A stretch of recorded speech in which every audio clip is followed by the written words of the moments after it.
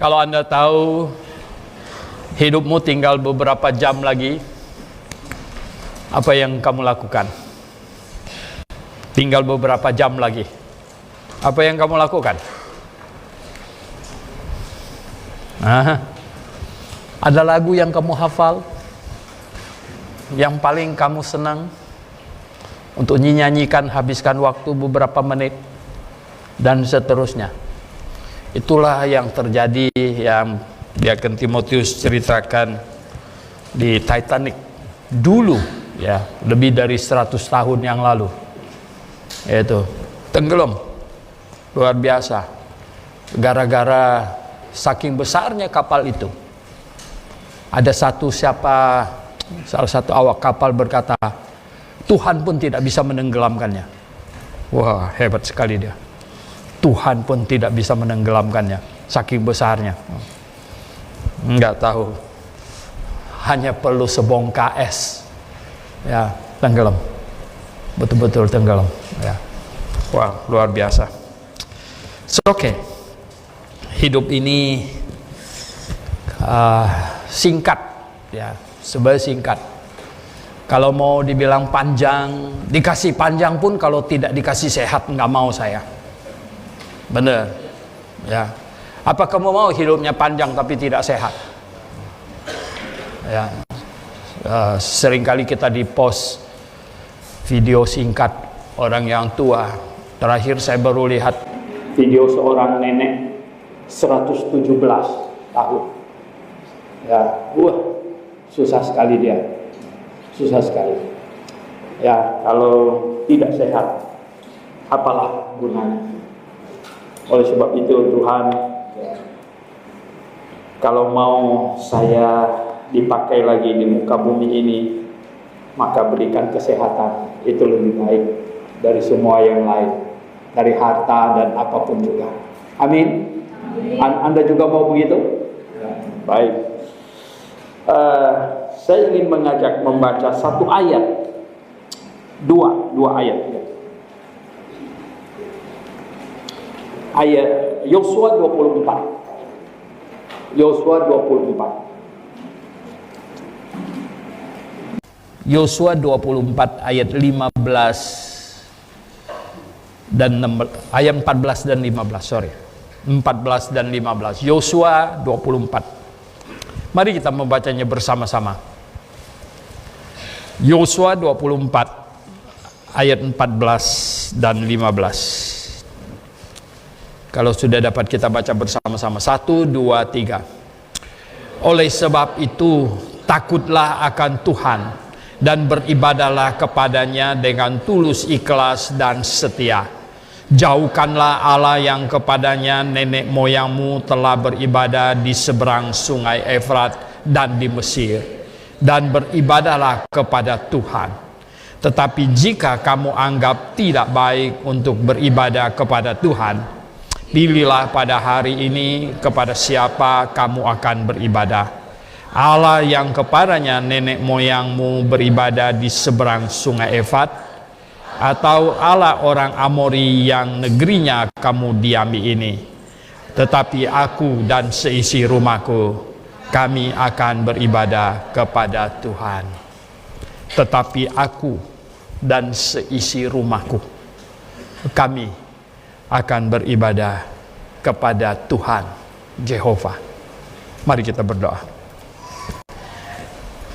Bapa di sorga, kami datang setelah membaca firman-Mu. Kami tahu ini hari kami berkumpul, kami mempelajari firman-Mu, bernyanyi, mengekspresikan hati kami.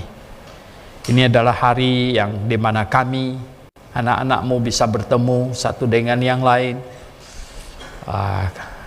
Sementara kami berjemaat menantikan Engkau ya Tuhan, melaksanakan apa yang Engkau ingin kami lakukan, semuanya Tuhan, untuk kemuliaan nama-Mu. Pimpinlah kami, hidup kami dengan firman-Mu, agar kami berjalan sesuai dengan kehendak-Mu. Kami berdoa dalam nama Tuhan Yesus Kristus. Amin. Pada waktu Yosua sudah tua, di Yosua pasal 24 ini, Yosua sudah tua. Dia sudah melakukan apa yang Tuhan mau dia lakukan. Kelihatannya ini adalah acara perpisahannya dengan orang Yahudi pada waktu itu. Dan dia tantang mereka, pilihlah katanya. Apa yang kamu ingin lakukan? Kepada siapa kamu akan beribadah? Nah, saudara yang saya kasih dalam Tuhan Yesus Kristus, salah satu kehebatan manusia yang diciptakan oleh Tuhan ya, adalah bisa memilih, adalah mempunyai kehendak bebas untuk memilih. Kalau tidak bisa memilih seperti yang John Calvin omong itu lebih parah dari binatang, malah itu robot gitu loh. Karena binatang saja ya, kamu kasih anjing atau mau roti atau mau daging, dia bisa pilih ya. Mau roti atau mau daging ya. Kalau tidak bisa pilih sama sekali ya, itu lebih parah dari binatang, malah sederajat dengan robot. Robot pun yang intelligent artificial AI punya gitu. Itu sekarang sudah bisa memilih terbatas sesuai dengan programnya. Nah, saudara yang saya kasih dalam Tuhan Yesus Kristus. Tetapi manusia, disinilah hebatnya manusia. Tuhan ciptakan manusia yang bisa memilih. Nah, saudara yang saya kasih dalam Tuhan Yesus Kristus. Kita hari ini ada di sini, duduk di tempat ini. Mengapa kamu ada di sini? Mengapa kamu tidak ke tempat yang lain? Mengapa kamu tidak pergi ke kelenteng? Mengapa kamu tidak pergi ke vihara? Mengapa kamu tidak pergi ke masjid? Mengapa kamu tidak pergi ke pura? Mengapa kamu pergi ke gereja? Ini pilihan kamu atau kebetulan kamu terlahirkan begitu? Nah, saudara yang saya kasih dalam Tuhan Yesus Kristus, ini penting, ya. Apakah kamu karena diseret, kamu ikut, ya? Apakah kamu dipaksa? Atau kamu terlahir di dalam keluarga Kristen sehingga kamu ada di sini masih bukan pilihan kamu. Saudara yang saya kasih dalam Tuhan Yesus Kristus, gereja baptis adalah gereja yang sangat istimewa ya, adalah sangat istimewa. Tidak banyak di dunia ini ya, di Indonesia apalagi, gereja yang di setiap akhir kebaktian kita ada menyanyikan satu lagu undangan dan mempersilahkan orang untuk mengambil keputusan ya. Dan kemudian Anda sendiri yang akan ambil keputusan dan maju ke depan untuk menyatakannya kepada jemaat ya. Ini adalah keputusan kamu gitu loh. Saudara yang saya kasih dalam Tuhan Yesus Kristus, tiap orang memang harus ambil keputusan untuk dirinya. Kita tidak setuju dengan dengan pengajaran John Calvin bahwa ya, Allah sudah menetapkan orang ke neraka dan ke surga di dalam kekekalan pas. Sebelum segala sesuatu sudah ditetapkan siapa ke neraka, siapa ke surga dengan tanpa alasan, unconditional, tanpa alasan. Kita bilang tidak mungkin. Nah, oleh sebab itu saudara yang saya kasih dalam Tuhan, kita menyampaikan kebenaran, kita menyampaikan Injil, kita memberitakan kebenaran, kita memberitakan Injil kemana-mana. Saudara yang saya kasih dalam Tuhan, Anda sendiri harus memilih. Dan itulah sebabnya juga ya, kita mau supaya kamu bawa anak kamu ke gereja dan jangan paksa dia, menjelaskan kepada dia memang perlu, tetapi memaksa dia tidak boleh ya. Sampai dia sudah mengerti dan kemudian kita mau menunggu dia sendiri yang ambil keputusan di akhir kebaktian maju menyatakan imannya. Artinya dia sendiri yang memilih. Nah, inilah prinsip, inilah yang dipercayai oleh gereja kita, gereja baptis. Yaitu bahwa tiap-tiap orang setelah dia mencapai umur akil balik, dia harus mengambil keputusan untuk dirinya sendiri. Nah, saudara yang saya kasih dalam Tuhan Yesus, namun sekarang kita tahu ya, zamannya Yosua yang menantang mereka untuk mengambil keputusan dengan zaman sekarang itu berbeda sudah jauh sekali. Berbeda sudah jauh sekali. Zaman Yosua pada waktu itu, lihat, pilihannya hanya apa? Allahnya nenek moyang kamu sembah di seberang sungai Efrat, itu yang dituju, yang dimaksud adalah Abraham. yang datang dari Mesopotamia di seberang sungai Efrat, atau Allahnya orang Mesir katanya, ya oke, ya, atau Allahnya orang Amori, yaitu yang di Kanaan di situ. Tidak banyak, tidak banyak. Ya. Penyesatan waktu itu masih belum sehebat sekarang ini. Tetapi sekarang, zaman sekarang, wah itu sudah banyak. Karena selisih kita dengan Yosua itu kira-kira hampir 3.500-an tahun. 3.500-an tahun. Saudara yang saya kasih dalam Tuhan Yesus. Luar biasa. Selisih waktu yang sangat panjang. Dan situasinya sudah sangat berbeda. Saudara yang saya kasih dalam Tuhan. Bahkan ya, di dalam kekristenan saja, hari ini, ya, itu ada sekitar lebih dari 40.000 denominasi. Sebenarnya hampir tidak bisa dihitung. Kenapa? Sambil dihitung dia muncul juga gitu. Ya, jadi bagaimana menghitungnya? Kalau sambil hitung, sambil dia muncul. Nah, oleh sebab itu saudara yang saya kasih dalam Tuhan Yesus, lebih dari itu yang tadi saya tanyakan, mengapa Anda tidak pergi ke tempat-tempat itu dan Anda pilih datang ke gereja? Dan lebih dari itu lagi, ya, adalah pertanyaan, mengapa Anda datang ke gereja? Ini gereja ini. Mengapa Anda pilih baptis? Dari begitu banyak denominasi, mengapa Anda pilih baptis? Gereja baptis. Mengapa Anda menjadi orang baptis? Oh, tidak sengaja. Oh, saudara yang saya kasih dalam Tuhan, Anda tidak bisa bersaksi. Saudara yang saya kasih dalam Tuhan Yesus Kristus, ketika seseorang dihadapkan kepada pilihan, dihadapkan sesuatu untuk memilih, maka kita harus mencermati. Maka kita harus mencermati apa? Perbedaan. Bukan persamaan, tetapi apa? Perbedaan. Perbedaan. Apa perbedaan kekristenan dengan Buddha? Apa perbedaan Buddha dengan Islam? Apa perbedaan Kristen dengan Islam? Apa perbedaan Kristen dengan Hindu? Apa perbedaannya? Mencermati apa perbedaannya. Setelah mencermati perbedaannya, maka seseorang mengambil keputusan. Oke, ya.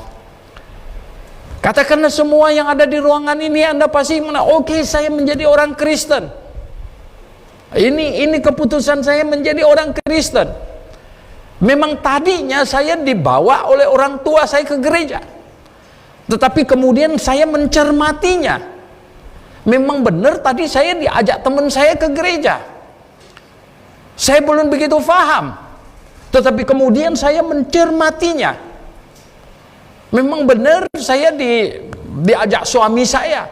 Memang benar saya diajak oleh istri saya ke gereja. Memang benar saya dibawa oleh orang tua saya ke gereja. Tetapi kemudian saya sendiri yang memutuskan. Saya sendiri yang mengambil keputusan. Saya sendiri yang memilih. Saya memilih karena menurut saya ini lebih benar. Ini lebih benar. Nah, ketika saya bisa memutuskan bahwa ini lebih benar, saya memilih ini, nah, disitulah Anda sudah beriman dengan sungguh. Sebenarnya bukan ikut-ikutan lagi. Itu keputusan diri kamu sendiri. Nah, saudara yang saya kasih dalam Tuhan Yesus, tadi Pak Timotius ada omong bahwa saya sering tanya siapa yang pasti masuk surga, angkat tangan. Ya, Anda ikut-ikutan atau betul-betul itu dari keyakinan hati? Nah, saudara yang saya kasih dalam Tuhan Yesus Kristus, mengapa Anda menjadi orang baptis? Mengapa ada begitu banyak denominasi? Sekarang kita persempit dan persempit, saudara. Kita persempit. Oke, tadi perbandingannya antar agama. Antara agama Kristen dengan Islam, dengan Hindu, Buddha, dan lain sebagainya. Baik, Anda pilih jadi Kristen. Oke?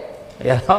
Baik, bagus. Nah, sekarang di dalam kekristenan, saudara, di dalam kekristenan yang begitu banyak ini denominasinya, Anda pilih menjadi orang baptis.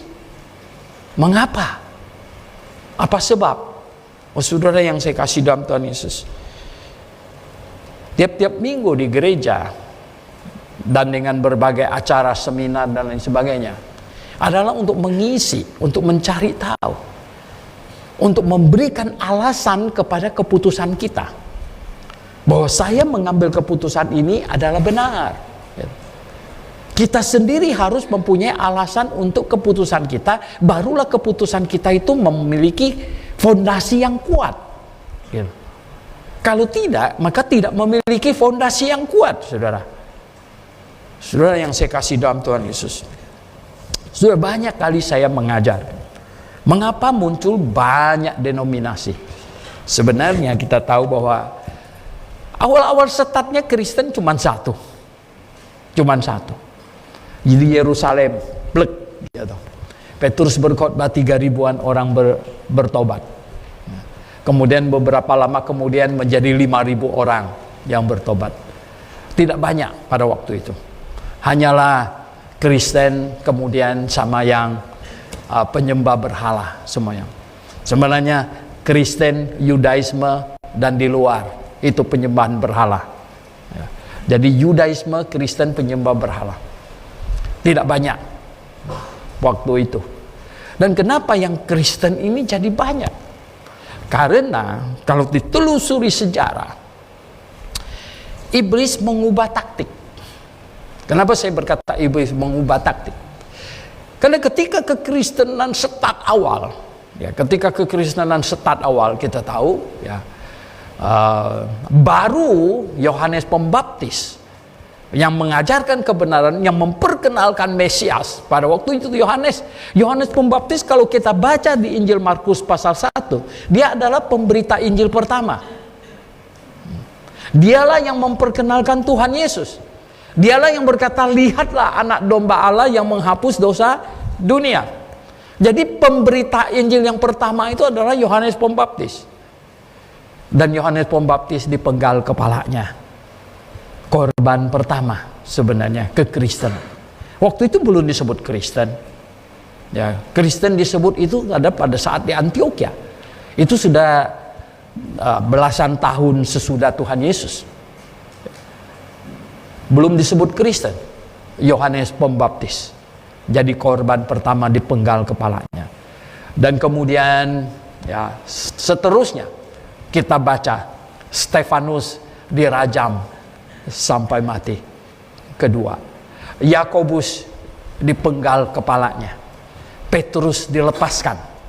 Ya, intervensi dari malaikat sehingga Petrus dilepaskan. Nah, saudara yang saya kasih dalam Tuhan Yesus. Kemudian ya kekristenan disikat dengan luar biasa. Waduh, kalau baca sejarah luar biasa, saudara yang saya kasih dalam Tuhan. Ada satu orang menulis buku The Trail of Blood. Ya. Jadi jalur darah. Ya. Jalur darah. Jadi pada waktu yang paling dahsyat itu adalah tahun 60 sekian, yaitu pada waktu zaman Kaisar Nero. Kaisar Nero ini adalah kaisar sinting, ya. Karena apa? Ibunya sendiri dia bunuh, saudara. Kemudian istrinya yang sedang hamil, saya baca bukunya, ditendangnya, ya. Jadi istrinya juga mati. Sudah istrinya mati, ibunya mati. Lalu tahu nggak, Kaisar Nero melihat laki-laki yang mirip istrinya. Kok laki-laki bisa mirip perempuan begitu? Dan ditangkap, dikebiri laki-laki itu. Luar biasa, saudara. Dan Kaisar Nero saking sintingnya itu orang, ya, dia membakar kota Roma dengan tujuan supaya kota Roma terbakar. Nanti dia yang membangun kembali akan disebut yang membangun kota Roma. Gitu. Ini kan gila, ya. Jadi sekarang dia dikenal yang membakar kota Roma, gitu. Bukan yang membangun kota Roma. Dan tidak ada orang kasih nama anaknya Nero. Betul nggak? Saya pernah punya anjing yang saya kasih nama Nero, gitu. Tidak ada kasih anak kita nama Nero, gitu. Nggak ada Paulus, Petrus, itu orang-orang yang dibunuh, gitu ya. Saudara yang saya kasih dalam Tuhan Yesus. Nah, pada waktu dia membakar kota Roma, itu penduduk kota Roma itu bingung. Ini bukan kebakaran yang tidak disengaja. Kenapa? Karena kalau kebakaran yang tidak disengaja, ya paling misalnya kalau Jakarta Sunter kebakaran. Jadi kenapa di Sunter terbakar, yaitu di Kelapa Gading terbakar, di Tangerang semuanya tempat terbakar begitu. Wah, ini ada something yang nggak benar ini. Jadi akhirnya Nero yang bakar. Jadi rakyat berduyun-duyun pergi ke istana sebenarnya mau bunuh si Nero. Dan Nero begitu percaya diri, wah lihatnya, lu begitu percaya diri, di backup sama iblis pasti. Begitu percaya diri dia tampil dan dia memfitnah orang Kristen. Dan dia berkata yang membakar kota Roma itu orang Kristen. Nah sejak saat itulah orang Kristen dicari, saudara.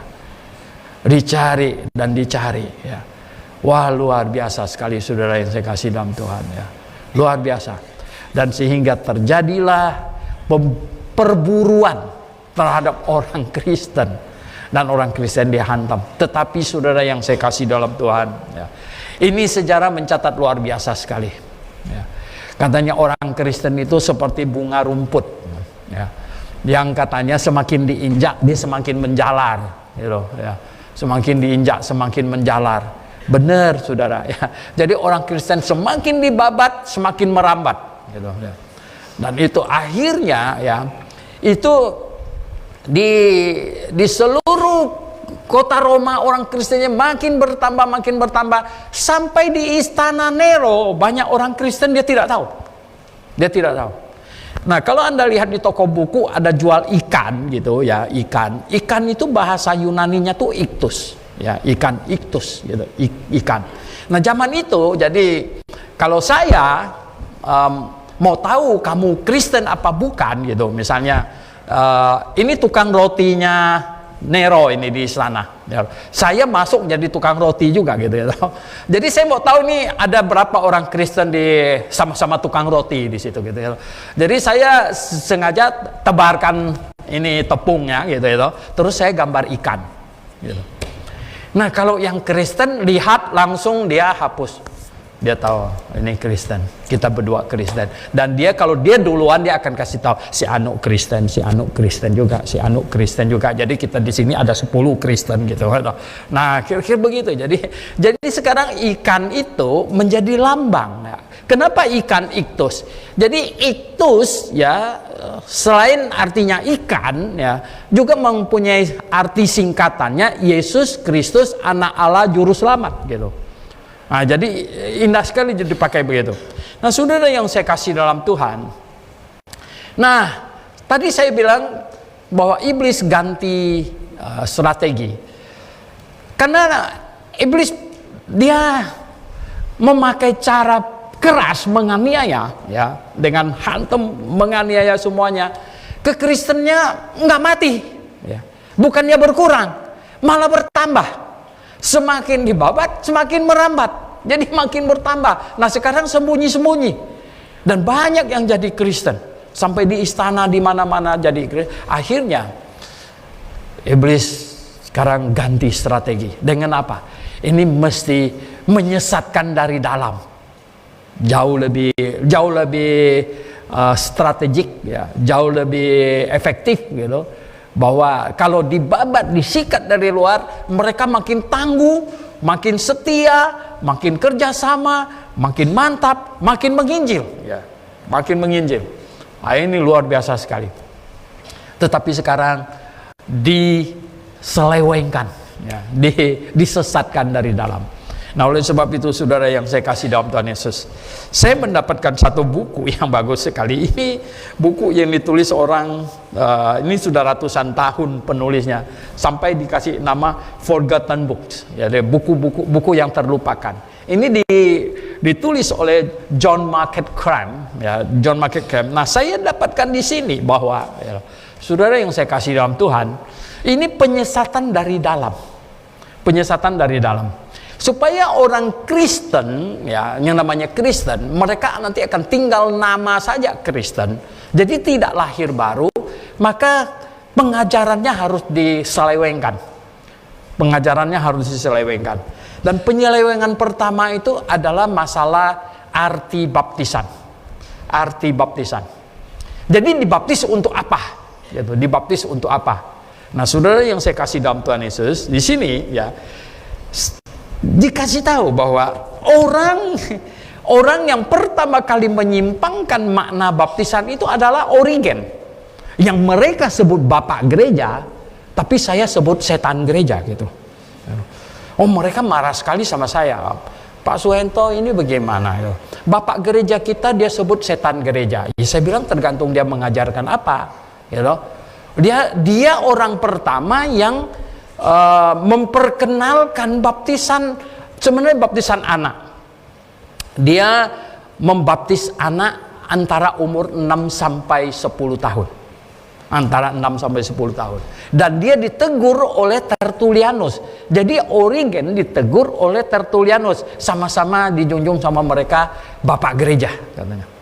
Tapi sebagiannya bapak, sebagian setan gitu kan. Nah, saudara yang saya kasih dalam Tuhan. Terus yang kedua, akhirnya apa? Orang yang kedua yang menyesatkan itu adalah Cyprian. Jadi Origen, Cyprianus ya. Nah, saya dapatkan begini katanya. Cyprian was at the time bishop of Carthage. Jadi dia adalah bishop dari kota Carthage. Carthage ini sekarang adalah di Tunisia, di utara Afrika, Carthage katanya. Fidus ya, wrote to Cyprian. Fidus menulis kepada Cyprian menanyakan ya, bahwa sebaiknya seseorang dibaptis pada saat kapan. Kemudian dia bilang apa? Akhirnya mereka berdiskusi katanya. Akhirnya si Fidus ini mengusulkan katanya supaya dibaptiskan pada hari ke-8 sesuai dengan saat dimana di perjanjian lama seorang anak disunat katanya. Nah, akhirnya katanya, but he asked advice of Cyprian, ya, who lay the case before a council. Jadi akhirnya kasus itu dibawa ke dalam satu council, ya, which had assembly at Carthage, yang dilakukan di Carthage, ya, pada tahun at the year 252. Jadi pada waktu 252, pertengahan abad ketiga, tahun 252 katanya, diadakanlah konsili, dihadiri 66 bishop met occasion. Ya. Di situ ya. At that occasion. Jadi akhirnya mereka memutuskan 66 bishop ya, memutuskan bahwa adalah baik pada waktu bayi umur 8 hari dibaptis katanya, supaya keselamatan yang disediakan, yang dikerjakan oleh Yesus Kristus bisa diimpus ke dalam bayi itu, bisa dikenakan gitu. Jadi tujuannya baptis bayi pada waktu itu berarti mereka yakini bahwa bayi-bayi itu harus diselamatkan, masuk surga gitu. Maka dengan cara apa?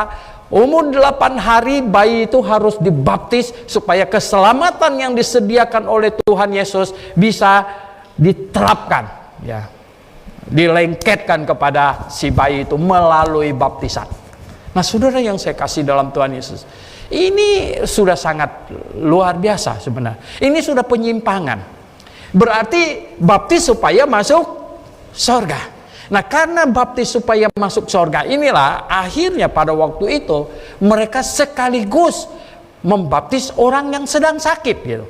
Kenapa? Karena mereka meyakini bahwa baptisan itu adalah cara bagaimana keselamatan itu bisa dikenakan kepada orang yang bersangkutan. Nah, saudara yang saya kasih dalam Tuhan, akhirnya pembaptisan clinical baptism. Jadi baptis orang sakit, ya. Baptis orang sakit dan baptis bayi. Nah, asal atau yang mendorong terjadinya baptisan bayi dan baptisan orang sakit itu adalah konsep yang salah, bahwa kalau mereka tidak dibaptis, kalau mati mereka tidak akan masuk surga. Ada satu orang bapak ya, dari Tapanuli sih dari namanya, di WA ribut dengan saya terus ya. Dia bilang, saya bilang ini kalau tidak dibaptis bayi, tidak dibaptis tidak masuk surga. Tidak masuk Pak Soeharto, tidak masuk dia bang. Loh, saya bilang, jadi kalau dibaptis baru bisa masuk surga. Betul, kalau dibaptis baru bisa masuk surga. Saya bilang kalau tidak keburu dibaptis, baru lahir beberapa jam, ya pendetanya belum sempat datang, mati dia di rumah sakit bersalin. Saya bilang, masuk mana? Masuk neraka, Pak. Waduh, saya bilang, kalau begitu mesti ada standby pendeta di semua klinik bersalin, betul nggak? Ini kan ngawurnya minta ampun-ampun. Ya dong. Ya enggak, berarti apa? Setelah bayinya keluar, harus cepat dibaptis begitu. Maka itu ya, di Pontianak saya pernah tinggal di satu rumah yang sebenarnya orang tuh hutang saya uang dan saya ambil rumah itu, saya tagih. Ya. Semua masih ingat. Dan semua orang tanya kami, kok berani sekali tinggal di situ? Saya bilang, kenapa? Apa takut? Banyak orang tanya sama kami, ada dengar-dengar apa enggak? Ada lihat bayang-bayangan apa enggak? Gitu kan? Saya bilang nggak ada. Gitu. Saya tanya, apa masalahnya? Katanya istrinya mati. Gitu. Saya bilang, istrinya mati kenapa masalahnya? Gitu. Katanya istrinya mati. Terus saya cari tahu, kenapa istrinya mati? Ternyata dia berasal dari gereja yang percaya tadi itu. Kalau bayinya tidak dibaptis, bayinya tidak akan masuk surga. Jadi, Anda bisa bayangkan, ketika istrinya hamil tua, dari pihak dokter itu kasih tahu yang hanya bisa selamat satu, ambil ibunya atau bayinya yang selamat. Tahu nggak? Suaminya tega banget, gitu. Bilang apa? Selamatkan bayinya. Jadi istrinya dibiarin meninggal. Celakalah yang jadi istrinya. Ya. Mengapa? Saya cari tahu lagi. Saya bilang, kenapa tega amat istrinya dikorbankan, bayinya diselamatkan? Oh, baru saya kagetnya bukan main. Kenapa saya dengar katanya? Katanya istrinya sudah dibaptis, biar dia mati akan masuk surga. Sementara bayinya belum dibaptis. Jadi dia mau bayinya lahir dulu dibaptis baru masuk surga katanya. Oh, pantasan. Anda lihat betapa hebatnya efek teologi terhadap kehidupan manusia, betul nggak? Luar biasa sekali, saudara. Nah, saudara yang saya kasih dalam Tuhan, ya. Jadi, ya, saya dapat telusuran ini asal usul bagaimana baptis bayi bisa jadi. Sampai baptis bayi. Jadi begini, saudara, jangan percaya bahwa yang benar itu adalah gereja yang baptis bayi, gereja Katolik yang benar, lalu gereja yang lain keluar dari sana. Tidak, justru itu adalah kebalikan. Yang benar itu adalah sejak Yohanes Pembaptis tidak ada baptis bayi. Jangankan bayi datang minta dibaptis sama Yohanes, bahkan orang dewasa saja datang dibaptis, dia suruh apa? Apa katanya? Hasilkanlah buah pertobatan. Kapak sudah disediakan di akar pohon katanya. Jangankan bayi, yang dewasa saja datang minta dibaptis sama Yohanes, dia tuntut hasilkan dulu buah pertobatan. Apalagi bayi, betul nggak? Saya pikir pasti akan dikutuk sama Yohanes kalau datang bawa bayi begini. Pak Yohanes minta dibaptis ini. Wah, kamu ini, mana bisa. Nah, saudara yang saya kasih dalam Tuhan, ya. Jadi sejarahnya dari Yohanes Pembaptis tidak ada baptis bayi. Tuhan Yesus sendiri tidak pernah melakukan baptisan. Yang melakukan baptisan itu adalah murid-muridnya, dan tidak ada bayi yang dibaptis zaman murid Tuhan Yesus. Bahkan sejarah mencatat sampai pertengahan abad ketiga, ya, bahwa Origen adalah orang yang mengarah ke situ. Kemudian ditambah Cyprian dan banyak lagi di sini nama-nama yang lain yang saya dapatkan. Waduh, luar biasa, ya. Dan satu konsili di kota Kartak yang dihadiri oleh 66 bishop di situ yang memutuskan bahwa bayi harus dibaptis pada hari ke-8 supaya kepada mereka, ya, kepada bayi itu keselamatan yang disediakan oleh Tuhan Yesus Kristus katanya bisa diaplikasikan kepada mereka. Begitulah, saudara. Nah, saudara yang saya kasih dalam Tuhan Yesus Kristus, akhirnya, saudara, terus menerus Dan gereja yang membaptis bayi dan kekristenan akhirnya bercampur aduk di dalamnya itu semuanya. Kekristenan dengan penyembahan berhala, dengan mistik dan segala macam, makin kacau. Dan iblis menang, saudara. Ya, iblis menang. Kenapa? Karena itu akhirnya menjadi majority, menjadi mayoritas. Dan ketika orang-orang Kristen yang tidak setuju kepada mereka, justru ini yang genuine, justru ini yang benar, ya, ini yang jalur benar, yang tidak setuju kepada praktek baptisan bayi, yang tidak setuju praktek baptis orang sakit, ya, ini adalah makin hari makin minoritas, dan akhirnya mereka dianiaya. Nah inilah, ya, ini sebenarnya yang orang Kristen genuine. Nah, oleh sebab itu begini, nah, banyak orang ketawa. Mereka tanya, gereja baptis itu mulai kapan sih Pak Suento? Saya bilang mulai sejak Yohanes Pembaptis. Oh, yang benar katanya. Itu gereja baptis muncul abad yang ke-17 kok katanya. Ya, baru muncul abad 16 baru muncul. Saya bilang begini, gereja baptis zaman dulu itu tidak ada namanya dan tidak ada akte notarisnya. Dan tidak ada pelang namanya, tidak ada spanduknya, ya, tidak ada. Jadi bukan, kalian jangan menghitung mulainya gereja baptis itu dengan dimulainya akte pendirian gereja baptis, tidak ada, bukan yang macam begitu. Nah, gereja baptis ada, menelusuri gereja baptis sejak kapan dia berdiri adalah menelusuri bahwa orang-orang Kristen, kelompok-kelompok Kristen yang berdiri tiap-tiap zaman, yang pengajarannya sama. Di antara lain adalah apa? Menentang pembaptisan bayi, menentang pembaptisan orang sakit, menentang menggabungkan gereja dengan negara, menjunjung tinggi Alkitab satu-satunya firman Tuhan. Nah, ini pengajaran yang dipegang oleh kelompok-kelompok orang dari tiap-tiap zaman, ya. Bahwa tidak ada imam lagi di gereja. Tidak ada imam. Imam besar kita adalah Tuhan Yesus. Dan di dalam jemaat tidak ada lagi imam-imam itu. Nah, ini sebenarnya. Nah, saudara yang saya kasih dalam Tuhan Yesus Kristus. Sekarang saya mau kembali ke Joshua tadi, ya. Kembali ke Joshua. Saudara yang saya kasih dalam Tuhan, kembali ke Joshua. Joshua suruh orang Israel pada zamannya untuk memilih. Dan hari ini kita sebenarnya dihadapkan kepada banyak pilihan. Makin banyak pilihan. Tadi saya bilang bahwa Anda menjadi Kristen, tidak menjadi Buddha, tidak menjadi Hindu, tidak menjadi Islam, Anda menjadi Kristen. Dan setelah di dalam kekristenan Anda tahu ada berapa puluhan ribu denominasi. Dan mengapa Anda menjadi orang baptis? Nah, saudara yang saya kasih dalam Tuhan Yesus Kristus, ketika seseorang mau memilih sesuatu, jangankan pilih yang benar dan yang salah dalam hal iman. Ketika ibu-ibu pilih yang sederhana aja, pilih sayur di pasar, betul nggak? Yang paling sederhana. Anda kan perhatikan apanya? Anda perhatikan apa? Oh, apa bedanya, betul nggak?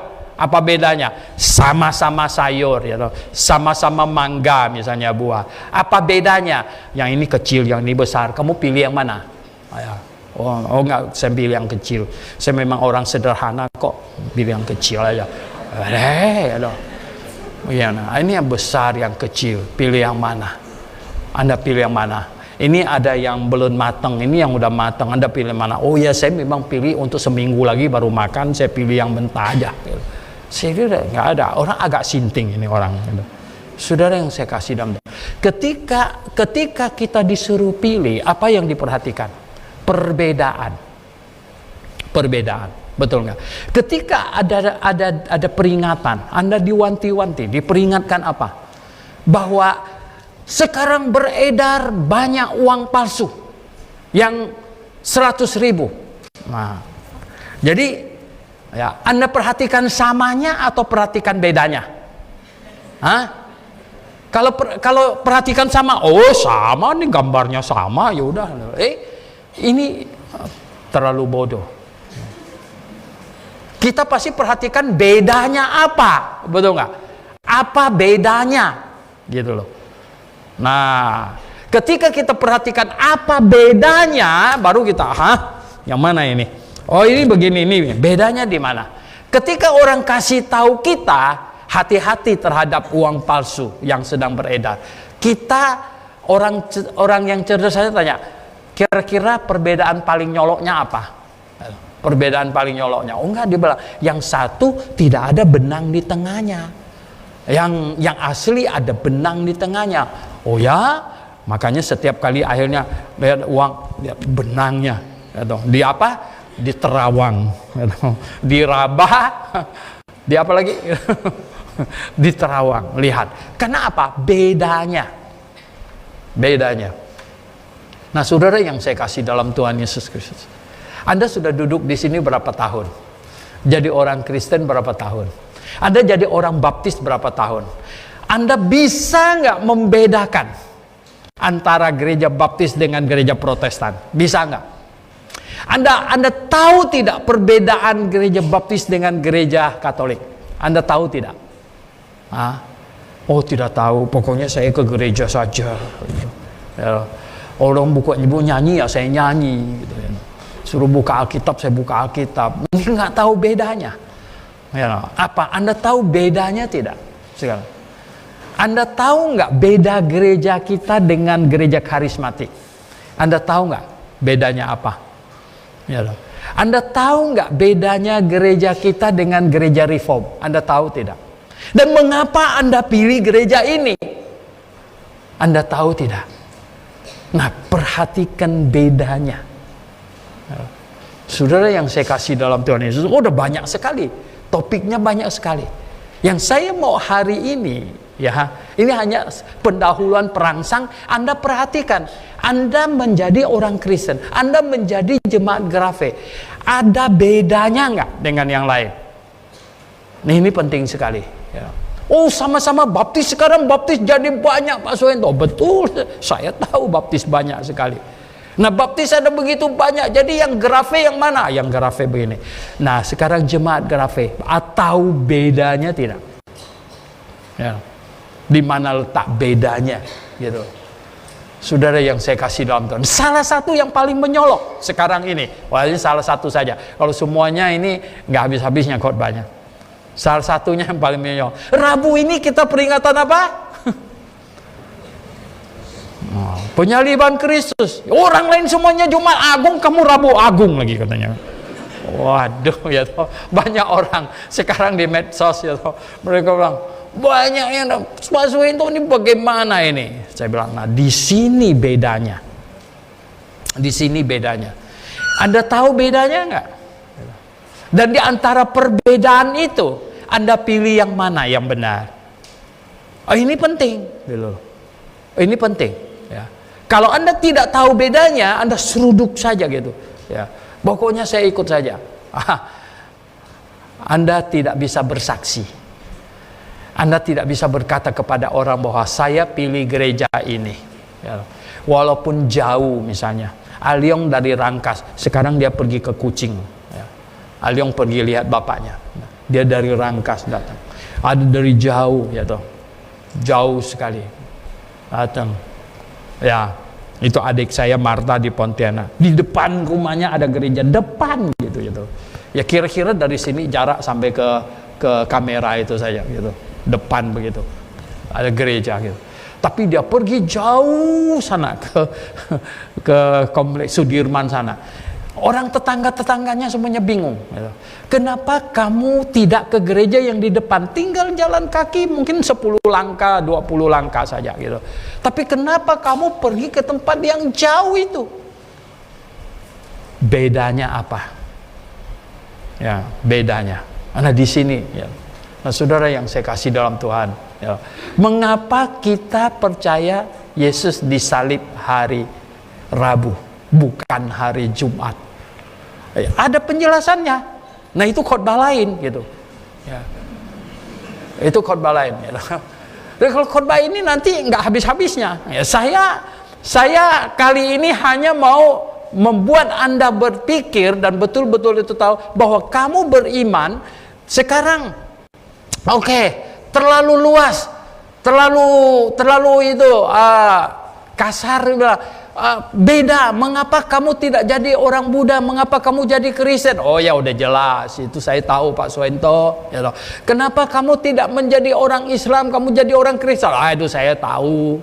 Sekarang sudah di dalam kekristenan. Nah, dalam kekristenan, kenapa kamu tidak pergi ke gereja Protestan? Kenapa kamu pergi ke gereja Baptis? Kenapa kamu tidak pergi ke gereja Katolik? Kenapa kamu pergi ke gereja ini? Apa bedanya? Ini penting. Ini penting. Ya. Jadi saudara yang saya kasih dalam Tuhan Yesus. Nah, kita kembali ke Joshua. Ya. Kita kembali ke Joshua. Katanya Joshua pada waktu itu, ya, pada waktu itu Joshua, dia berhadapan dengan bangsa Yahudi. Wah. Ini waktunya singkat. Sudah tua. Nggak bisa jalan lagi atau masih bisa jalan, tidak begitu tahu. Karena sebenarnya banyak orang bilang Joshua sehingga sebenarnya sebanyak mungkin jalan. Kenapa? Karena Tuhan janji sama dia, semua yang kau injak akan dikasihkan kepadamu. Wah, mesti jalan terus dia, betul nggak? Karena semua yang dia lewatin, semua yang diinjak Joshua akan dikasih, ya. Wah, mestinya bangsa yang lain semuanya apa? Ayo gandeng dia, kita jalan, ya toh. Jalan seluas mungkin, karena semua yang kau injak akan jadi milik kita. Nah, sekarang Joshua sudah tua. Dia bilang apa? Sekarang ini, ya. Pilihlah pada hari ini. Pilihlah pada hari ini kepada siapa kamu beribadah. Sudah pikir baik-baik? Enggak. Pilihlah hari ini kepada mereka.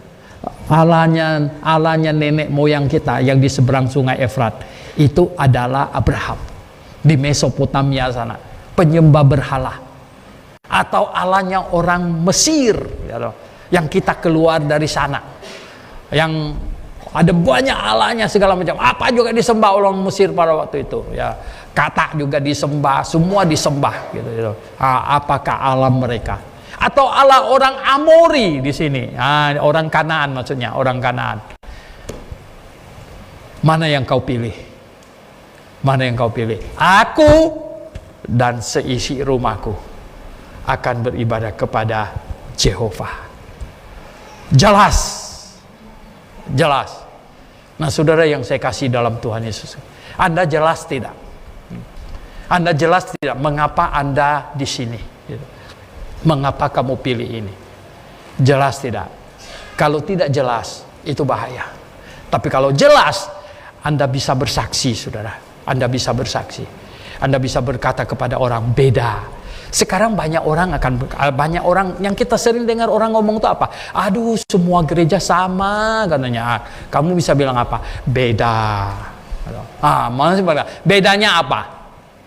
Bedanya apa? Banyak hal yang menyolok Anda bisa sampaikan. Ya. Yang paling menyolok tiap minggu terjadi punya apa? Ya loh. Di akhir kebaktian kalian diberkatin nggak? Di akhir kebaktian ada yang berkatin nggak? Iya ya. Lah kenapa? Di gereja kami tidak ada. Beda nggak? Beda. Lah kenapa? Kenapa di gereja kamu tidak ada? Bilang dia gitu. Ya toh. Dari Adam sampai Musa itu ayah sebagai imam. Makanya dia memberkati anaknya. Abraham memberkati anaknya, Ishak memberkati anaknya, Yakub memberkati anaknya. Tapi kita tidak baca lagi sesudah Harun menjadi imam. Jadi dari Musa sampai Yohanes Pembaptis itu Harun dan keturunan Harun yang jadi imam. Jadi yang boleh memberkatin cuman imam, raja, dan nabi yang boleh memberkati. Sesudah Yohanes Pembaptis, bacakan 1 Petrus 2 ayat 9. Imamat yang rajani, ya, di situ kan. Mereka hafal sekali ayat itu. Imamat yang mereka pasti akan nyambungnya apa? Rajani. Wah, benar bilang. Ya, imamat yang rajani. Karena semua orang percaya adalah imam dan Yesus Kristus imam besar kita. Maka itu ya toh, yang memberkati itu adalah Tuhan sendiri, dan kita semua adalah imam, semuanya ada. Nah, oleh sebab itu kemarin kan baru peneguhan nikah. Cuman kita yang start sejak 20 lebih tahun yang lalu, bukan pemberkatan nikah. Yang benar itu namanya apa? Peneguhan nikah gitu. Kalau pernikahan itu mau diberkatin, hiduplah mengasihi Tuhan, hiduplah benar di hadapan Tuhan, pasti diberkatin. Amin. Kalau hidupnya brengsek, biar sejuta pendeta kasih tangannya begitu ya, toh. Ya, 1 minggu lagi cerai gitu. Kacau balau, tidak ada gunanya. Saudara yang saya kasih dalam, jadi bukan pemberkatan nikah, itu terminologi yang salah. Yang benar adalah peneguhan nikah. Ada bedanya nggak? Ada bedanya? Ada bedanya, banyak bedanya gitu bilang, banyak bedanya. Nah, mengapa kamu ke gereja ini? Karena beda. Semua gereja sama. Karena mengapa mereka bilang semua gereja sama? Karena banyak orang Kristen memang pergi ke gereja sana. Mereka pergi ke gereja lebih hebat dari pergi ke mall. Kalau pergi ke mall kan nggak seminggu ganti sekali, betul nggak? Ganti satu mall. Orang ke gereja 1 minggu ganti 1 gereja. 1 minggu ganti 1 gereja, saudara. Sehingga lebih dari pergi ke mall. Akhirnya mereka dapatkan apa? Semua gereja sama. Tidak ada gunanya. Banyak orang sampai trauma ke gereja. Tidak mau ke gereja lagi. Kenapa katanya? Karena semua gereja sama. Nah, saudara yang saya kasih dalam Tuhan Yesus, disinilah hebatnya jemaat Grafe, jemaat GBA. Berkata apa? Beda. Semua gereja sama? Tidak, beda. Nah, bedanya di mana? Nah, di sini saya kasih tahu. Bedanya di mana? Banyak bilang bedanya. Gereja kami tidak ikut-ikutan. Gereja kami tidak ikut-ikutan. Semua hal yang dilakukan oleh gereja kami ada jawabannya punya. Ada ayatnya sebagai dasarnya. Inilah gereja kami berbuat demikian, ini karena benar. Karena ada dasar Alkitabnya. Jadi Anda bisa bersaksi. Dengan demikian Anda bisa bilang, kamu mau cari gereja yang benar, mau cari gereja yang sesuai dengan Alkitab, saya kasih tahu kamu. Karena saya sudah mendapatkannya. Amin. Ya. Jadi kalau kamu sungguh-sungguh mencari gereja yang benar, dan jadi orang Kristen harus cari gereja yang benar. Dan kalau kamu sungguh-sungguh sudah mau mencari gereja yang benar, saya kasih tahu kamu. Kalau nanya, di mana? Saya pun tidak tahu.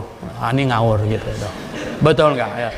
Kamu mau cari gereja yang benar? Benar, mau cari gereja yang benar. Di mana? Saya pun lagi cari juga.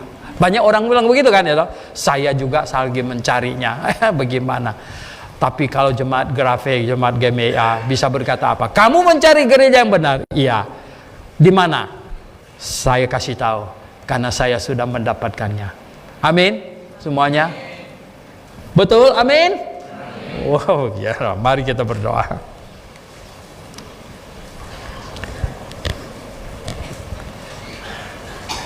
Mari kita renungkan. Sekian lama kita menjadi orang Kristen. Anda menjadi orang Kristen. Sudah sungguh-sungguh dengan segenap hati. Dan Anda tahu perbedaan satu agama dengan yang lain. Ya. Tidak ada paksaan. Tidak boleh paksa. Dan di dalam kekristenan ada begitu banyak gereja.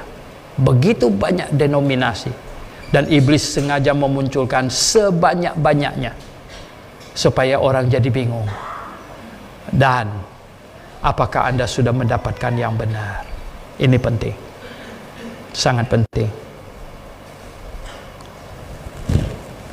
Bapa di sorga, tolonglah kami supaya kami bisa bersaksi bagimu Tuhan. Kami yang sudah menemukan gereja yang benar, kami yang sudah mendapatkan kebenaran, kami menjadi saksimu yang baik.